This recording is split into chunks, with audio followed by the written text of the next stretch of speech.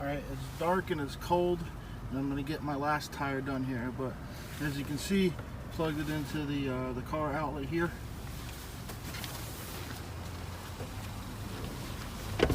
Here's the tire. Take off the cap. Here's the device.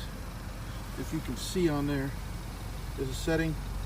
It's at 0 right now, but it's reading the pressure. You plug this in. Put the cap in my mouth here.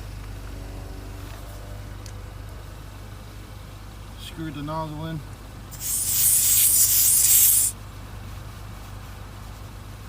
Now if you look down, you see it's reading the pressure of the tire.